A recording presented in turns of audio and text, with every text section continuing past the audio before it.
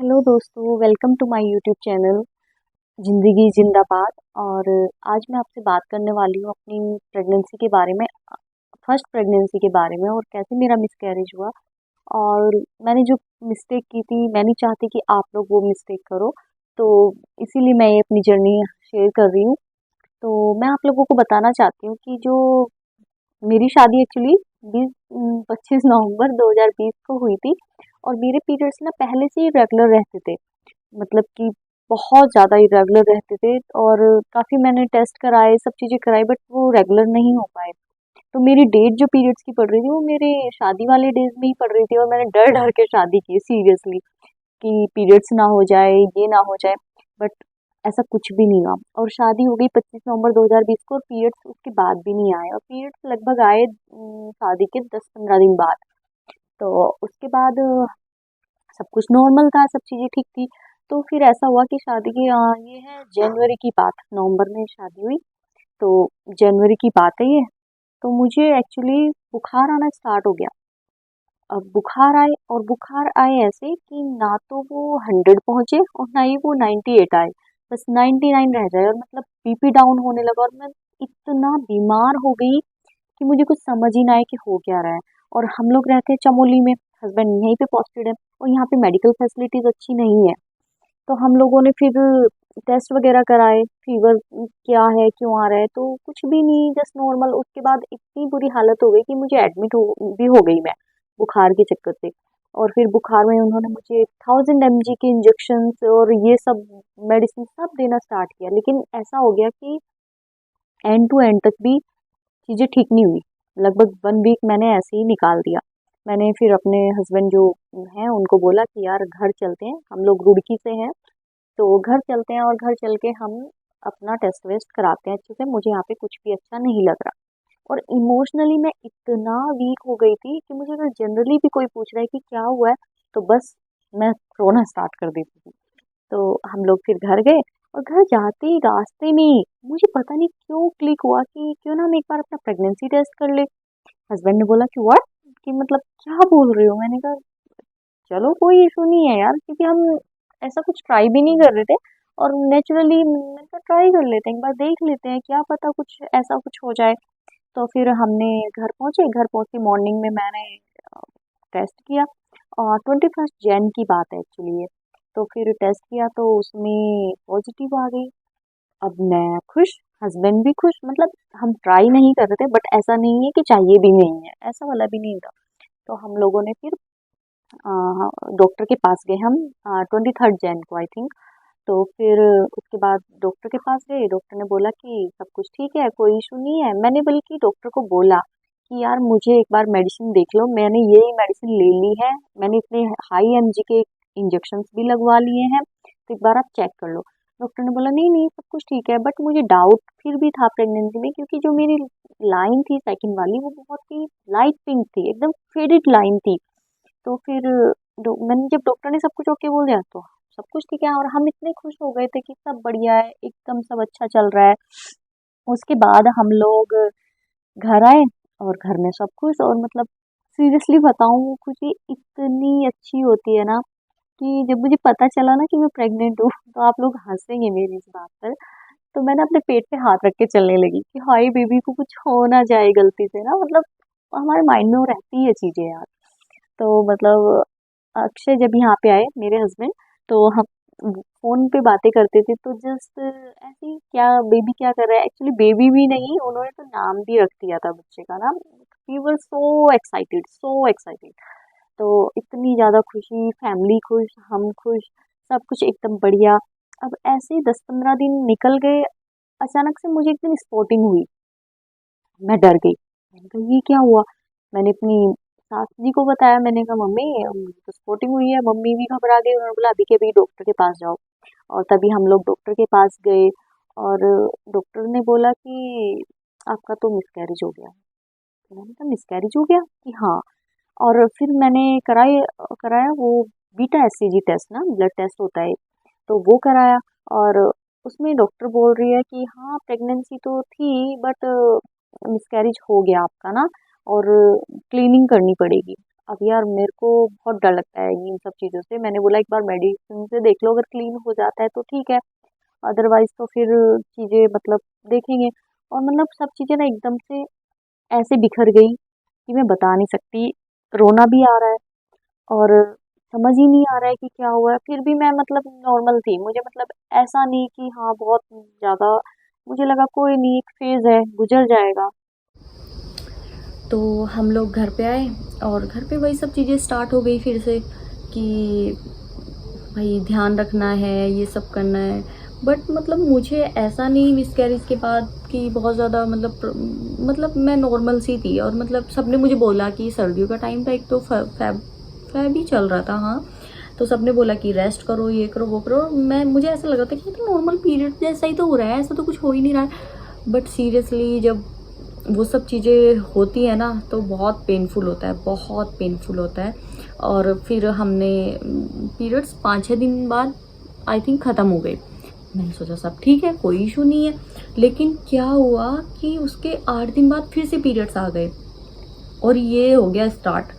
मैं डॉक्टर के पास जाऊँ, अब डॉक्टर बोले कि कोई पीस अटक गया है और देख लो एक दो बार मेडिसिन लेके, नहीं तो फिर तो हमें क्लीनिंग ही करनी पड़ेगी। मैंने कहा चलो ठीक है। मैंने मेडिसिन खाती रही, रुड़की के लगभग सभी डॉक्टर्स के पास में चली गई और आ गया अप्रैल मई आ गया और मैं गई फिर सहारनपुर। और इस 3-4 महीने में कंटिन्यू मतलब पीरियड्स हो रहे हैं, कभी 5 दिन के गैप में, कभी 8 दिन के गैप में, कभी 2 दिन, कभी 1 दिन। मतलब मैं लिटरली बहुत ज़्यादा परेशान हो गई थी इस चीज़ से कि यार जो भी है ये बहुत ही गंदा हो गया मेरे हिसाब से। मुझे मतलब ऐसा लगने लगा कि यार मुझे डीएनसी करा लेना चाहिए था, वही बेस्ट होता आई थिंक। 3-4 महीने में ऐसे घूमी हूँ ना, मैं नहीं बता सकती कि क्या एक फ़ील कर रही थी मैं। एक तो हस्बैंड यहाँ पे, अकेले घूम रही हूँ सास जी के साथ में। थोड़ा फ़ील होता है यार जब आप मतलब अकेले सब चीज़ें हैंडल करते हो, तो क्या करें, करना पड़ता है यार लाइफ में सब कुछ। तो फिर हम लोग सहारनपुर गए डॉक्टर के पास। उन्होंने बोला कि एक बार मैं लास्ट आपको मेडिसिन दे रही हूँ, इससे हो जाता है तो ठीक है, अदरवाइज़ तो डीएनसी ही ऑप्शन है, क्योंकि पीस अटका हुआ है और जब तक वो क्लीन नहीं होगा तब तक ऐसे ही पीरियड्स कंटिन्यू आते रहेंगे। तो फिर भगवान के आशीर्वाद से वो 1 हफ्ते की मैंने मेडिसिन खाई। उसके बाद मैंने जब अल्ट्रासाउंड कराया तो सब क्लीन हो गया था। मई की बात बता रही हूँ मैं, ये मई 2021। तो फिर सब कुछ क्लीन हो गया, सब चीज़ ओके। उसके बाद डॉक्टर ने मुझे बोला कि अब पीरियड्स भी कंटिन्यू रहे हैं, सब चीज़ें रही हैं, तो आपको 3-4 महीने ट्राई नहीं करना है कंसीव करने का। और मैं सच्ची बताऊँ नहीं करना चाह रही थी, क्योंकि मैं 3-4 महीने इतना परेशान रही बहुत ज़्यादा, तो मैं मेंटली भी बहुत स्ट्रेस थी और फिज़िकली तो मैं बिल्कुल भी रेडी नहीं थी कंसीव करने के लिए ना। तो फिर मैंने वो चीज़ें छोड़ दी कि कोई बात नहीं, हम 4-5 महीने हमने बस रेस्ट किया, सब चीज़ें की, घूमे फिरे, फुल मौज मस्ती करी। उसके बाद मुझे लगने लगा, घर वालों भी बोलने लगे कि 1-1.5 साल हो गया, अब तो ट्राई कर लेते हैं। मैंने कहा चलो ठीक है। तो मैं ट्राई करने लगे हम, 1 महीना हो गया, 2 महीना हो गया, कुछ भी नहीं हो रहा। उसके बाद कुछ प्रॉब्लम्स आई, मुझे समझ ही नहीं आ रहा था कि यार हो क्या रहा है, ट्राई क्यों नहीं कर रहा। फिर मैंने सेकंड टाइम गई, मैंने अल्ट्रासाउंड कराया और नहीं, मैं कंटिन्यू डॉक्टर से मतलब चीज़ें वो करा रही थी। मुझे उसके बाद जब सब चीज़ें ठीक हुई होने वाली थी, तो मैंने लास्ट अपनी एक बार सोचा कि अब मुझे कंसीव करना है। मैं डॉक्टर के पास गई प्रॉपर, तो मुझे अपने सारे चेकअप कराने हैं। और मैंने जब सारे चेकअप अपने कराए और उसमें जो प्रॉब्लम निकली, उसमें रूबेला जो है वो पॉजिटिव आ गया। रूबेला वायरस कोई वायरस होता है, और अगर इसके रहते हुए आप जैसा मुझे डॉक्टर ने बताया, देखो मुझे कोई नॉलेज नहीं है मेडिकल की, तो आप मेरे बताए हुए पे बिल्कुल भी मत चलिए। मैं जो मेरे साथ हुआ बस मैं वो आप बता रही हूँ। तो रूबेला वायरस जब पॉजिटिव आया तो मुझे डॉक्टर ने बोला कि, तो फिर डॉक्टर ने मुझे बोला कि अगर ये पॉजिटिव रहेगा तो फिर बेबी सही नहीं रहेगा, उसमें कुछ ना कुछ इशू हो जाएगा। तो फिर हमने क्या किया, हमें बोला कि आप कम से कम, इसका कोर्स होता है 3 से 4 महीने का, और तब तक तो आपको कंसीव नहीं करना है, और इस आपके साथ साथ आपके हस्बैंड की भी मेडिसिन चलेंगी। तो सीरियसली मैं बहुत डर गई थी यार, बहुत ज़्यादा, कि यार अब ये नया क्या झमेला आ गया। तो फिर मैंने 3-4 महीने मैंने मेडिसिन ली, हस्बैंड ने ली, हम सब ने मतलब दोनों ने मिल के मेडिसिन वगैरह ली। और उसके बाद से ऐसा हुआ कि हमने फिर टेस्ट कराया, उसने बोला अब सब ठीक है, कोई प्रॉब्लम नहीं है, आप कंसीव करने के लिए रेडी हैं। मैंने कहा चलो ठीक है, लेकिन तब तक ऐसा हो गया था कि मेरे कुछ एग्ज़ाम थे, मैं कर रही थी एमएससी, और तो फिर मेरे एग्ज़ाम्स थे, तो मैंने डॉक्टर को बोला कि अभी मैं 3-4 महीने कंसीव नहीं करना चाहती, क्योंकि मैं तो ट्राई नहीं किया उस टाइम पे ना। उसके बाद क्या हुआ कि फिर सब चीज़ें निपट गई और हम बिल्कुल प्रॉपर रेडी थे कि अब मुझे कंसीव करना है और अब बेबी चाहिए, ऐसे वाला हो गया था। और क्या हुआ कि हम लोग गए डॉक्टर के पास। मेरा हमेशा से ये रहा है कि जब भी मैंने कंसीव करने का सोचा है ना, मैंने उससे पहले सारे अपने प्रॉपर टेस्ट कराए हैं कि हीमोग्लोबिन सही है, सब चीज़ें ठीक है, तभी मैं ट्राई करूँगी पीपी के लिए। और डॉक्टर के पास गए, अल्ट्रासाउंड कराया, और इस बार तो इतना बड़ा स्यापा हुआ कि मैं आपको क्या बताऊँ। मैं कंटिन्यू डॉक्टर से टच में हूँ जब से शादी हुई, 2 साल हो गए थे, सब चीज़ें प्रॉपर चल रही है। अल्ट्रासाउंड करा रही हूँ यार, मैंने 1.5 महीना पहले ही अल्ट्रासाउंड कराया सब चीज़ें। और जैसे मैं डॉक्टर के पास गई, डॉक्टर ने मुझे बोला अरे आपको तो सिस्ट है, वो भी 55 mm की, गाइस 5 सेंटीमीटर, इतना होता है यार, इतनी बड़ी सिस्ट। और मुझे डॉक्टर बोलती है डायरेक्ट कि मेडिसिन तो आपको 6-7 महीने खानी पड़ेगी, और मे भी उससे ना हो तो हमें इंजेक्ट करके निकालना पड़ेगा, कुछ ऑपरेशन टाइप करना पड़ेगा। और मेरा ऐसा दिमाग ख़राब हुआ ना कि मैं लिटरली रोने ही लगी। मैंने डॉक्टर के यहाँ से निकली, मैंने कोई मेडिसिन नहीं ली, उसकी कोई भी मेडिसिन नहीं ली, मैं सीधा घर आ गई। नेक्स्ट डे हमें चमोली आना था, और मैंने बस कुछ नहीं लिया, कुछ नहीं किया। मैंने कहा यार मेरे को बस जाना है चमोली, यहाँ पे शांति मिलेगी, तो बस मैं यहाँ आ गई।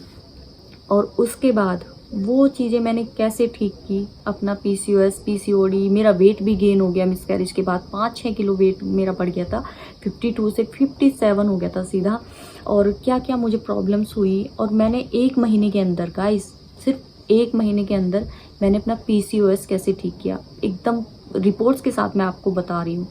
सब चीज़ें मैं आपको दिखाऊंगी कि मैंने कैसे सब चीज़ें ठीक की हैं, और मेरा PCOS भी ठीक हो गया, और मैंने कैसे नेचुरली कंसीव किया है, और सब चीज़ें मैं आपको बताऊंगी और मेरी नेक्स्ट वीडियो में। तो उसके लिए आपको हाँ एक काम और करना है, चैनल को लाइक और सब्सक्राइब कर देना यार, तभी तो आपको पता चलेगा ना कि मैंने कैसे सब चीज़ें ठीक की हैं, और मेरी नेक्स्ट वीडियो आपको देख पाओगे। तो प्लीज़ मुझे सपोर्ट करिए, और बस यही मैं आपसे कहना चाहती हूँ। Thank you so much.